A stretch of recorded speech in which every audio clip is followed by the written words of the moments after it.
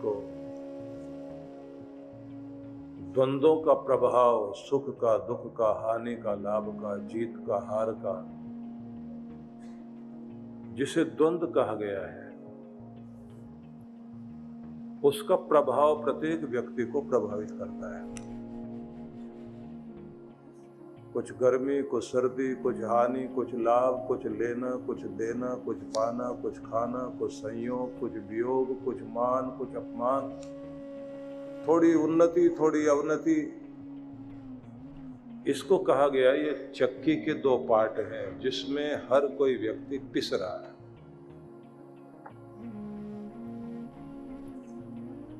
और ये जब तक जीवन रहेगा ये चलेगा।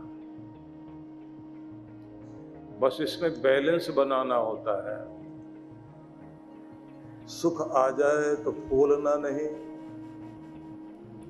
और दुख आ जाए तो घबराना नहीं। सोचकर चलना है कि ये स्थितियां, जैसे गर्मी सर्दी के मौसम आते हैं तो ये भी मौसम है जिंदगी के लिए, ये चलेंगे। तो मन को संभालना सीखना चाहिए। जिन लोगों को अपने बच्चे बहुत ज्यादा सुख आराम में पालने की आदत होती है, उनके बच्चे इतने सुकोमल बन जाते हैं कि थोड़ा सा भी मौसम बदला तो जल्दी बीमार हो जाएंगे। जो अपने बच्चों को कोई सुख दुख का प्रभाव नहीं आने देते, कोई झटका लग गया तो एकदम टूट जाते हैं। जिन लोगों ने अपने बच्चों को उतार चढ़ाव देखने नहीं दिया, तो ऐसे बच्चों को आप देखते हैं कि कभी अगर परीक्षा में उनके मन चाहे अंक न मिल पाए तो क्या क्या हरकत कर लेते हैं। क्योंकि जब तक भीतर की वो तप करके परिस्थितियों को बर्दाश्त करने की शक्ति नहीं आती और खुद को संभालने की शक्ति नहीं आती, तब तक आदमी भीतर से इतना कमजोर रहता है। किसी ने थोड़ा बुरा कह दिया, मुझे ही क्यों बोला, मैंने उसका क्या बिगाड़ा था, मैंने तो उसका ये भी किया, ये भी किया, ये भी किया। दुनिया बोलेगी।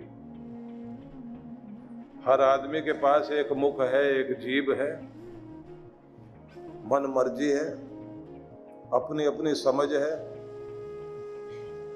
सारी दुनिया हमारे हिसाब से नहीं चलने वाली। तो जब तक आपको खुद को संभालना नहीं आएगा, तब तक परिस्थितियां ऐसी ही चलती रहेंगी। हर दिन आपके साथ उतार चढ़ाव के बीच आपकी परीक्षा होगी। और ये जो परीक्षा होती है किस बात की होती है कि आप हैं क्या, कितनी हिम्मत वाले, कितने समझदार, कितने मजबूत,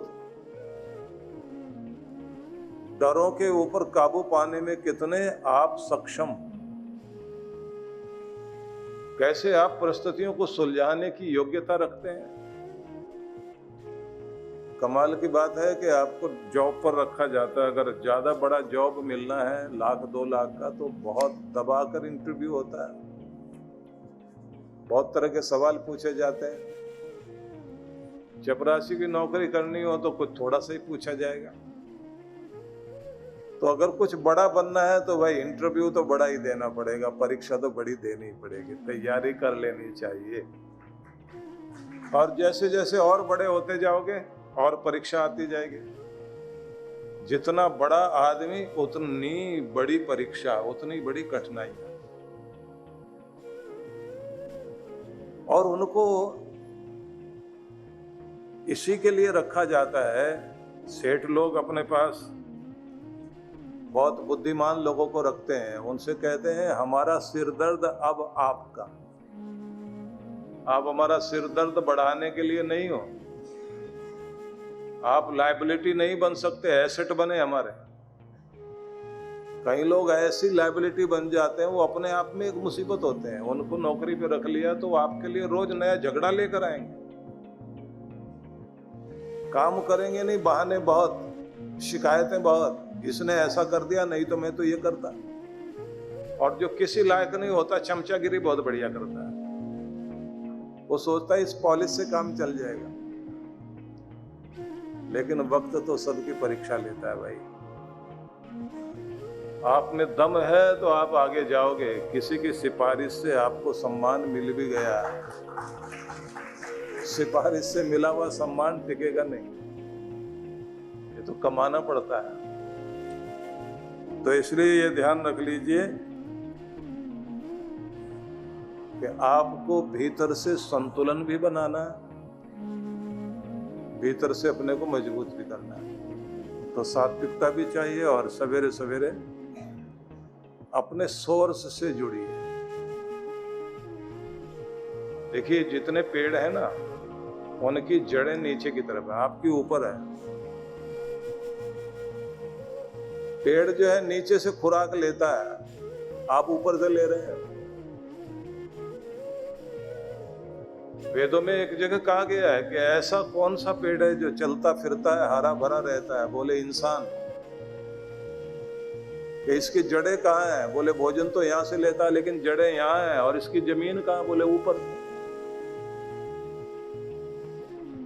इसकी जमीन कहाँ है? बोले सबकी पेड़ पौधों की जमीन नीचे, इंसान की जमीन नीचे नहीं है। नीचे तो पांव टिकाता है ये, लेकिन इसकी जड़ें और इसकी जमीन ऊपर है।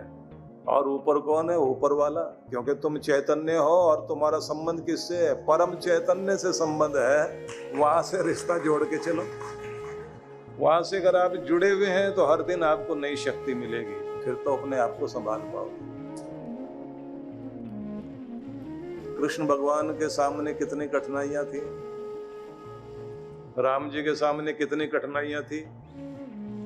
राम जी का चरित्र क्यों पसंद आता है?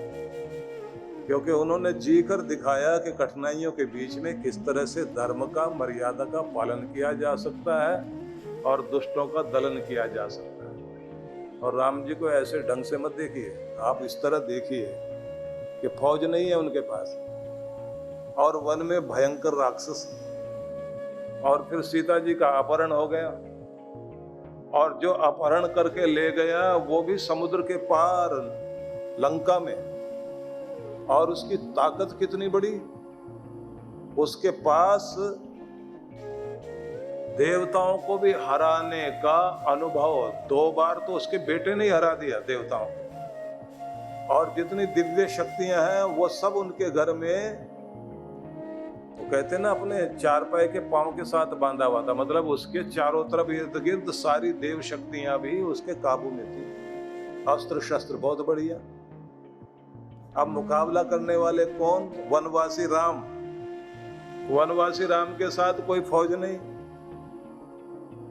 और भले ही वो भगवान है लेकिन मनुष्य के रूप में है ना, मनुष्य के चोले में। तो क्या किया उन्होंने?